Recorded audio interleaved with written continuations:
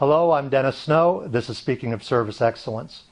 A handful of times during my consulting and speaking career, I've been accused of oversimplifying the process for creating a service culture, that I make it sound too easy. And it used to really bother me when people would say that, but it really doesn't anymore, because what I've come to realize is most organizations tend to overcomplicate anything that they take on, any new initiative. And they often overcomplicate the initiative to the point where nothing changes. People just freeze. It's just too complicated. So I think it's important to keep the process simple. Now, that doesn't mean that the execution is easy. That still takes commitment. It takes relentlessness. It takes time. But the process itself doesn't have to be complicated. So in the course of this very short video, I'm going to share with you a 4-step process that I believe really does result in a culture of service excellence. So here goes. Step number 1, define your service culture. And while on the surface that might sound difficult, what does that mean? It really isn't. What are the 3 things that you want customers to say about any experience that they have with your organization? What are the 3 things that you want them to say about their experience? So for my days working at Disney World, it was a magical experience. They paid attention to every detail, and they made me and my children feel special.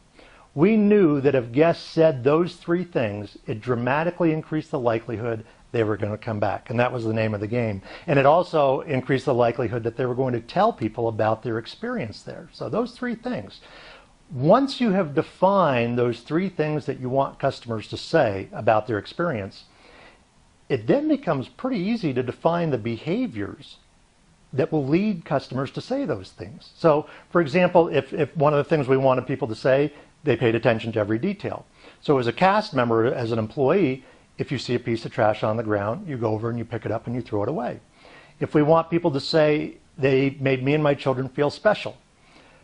If you see a guest getting ready to take a photograph of their family, to go over to them and say, can I take the photo for you so that you can be in the photo also? So it becomes very apparent what those behaviors need to be that will lead customers to say those things that will result in customer loyalty. So that's step number 1, define the service culture. Step number 2 is to make sure that we have a hiring process that is bringing people into the organization who are likely to perform those behaviors.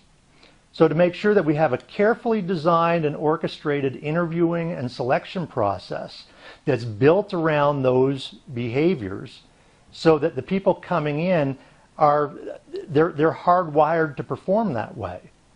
So it's as simple as that, a clearly defined behavioral interview process. Step number 3 then is making sure that we have a training process that reinforces those behaviors over and over, starting with new hire orientation all the way through to when somebody leaves the organization. And training isn't just classroom training. It's any type of communication. So classroom training is certainly a part of it, but what are we talking about in our team meetings? What are we putting into our employee newsletter? What are we discussing one-on-one? What are we talking about in our memos? And all of those, are those things reinforcing the behaviors that define our service culture? And then step number 4, are we holding people accountable for those behaviors? So if somebody is not performing those behaviors that we've defined, are we coaching them? So are those behaviors truly non-negotiable, or are they just wishes? Now, there's 2 sides to the accountability coin. I think coaching is one side, but the other side of the accountability coin is recognition. When somebody is really living our service values, are we acknowledging that performance? Are we reinforcing it with recognition? So that's it. Those 4 things: defining our service culture, making sure that we have a hiring process that brings people in that are wired to perform that way, making sure that we are training people constantly and relentlessly on those service behaviors, and holding people accountable for it. Those 4 things. Now, I know that there may be some people screaming about, well, what about measurement, and what about Six Sigma, and what about all of these other things? And I will say that those things are important. Those things definitely do add to a service culture. But I believe that the 4 things that I've described here are at the core of the process, and everything else just adds to it.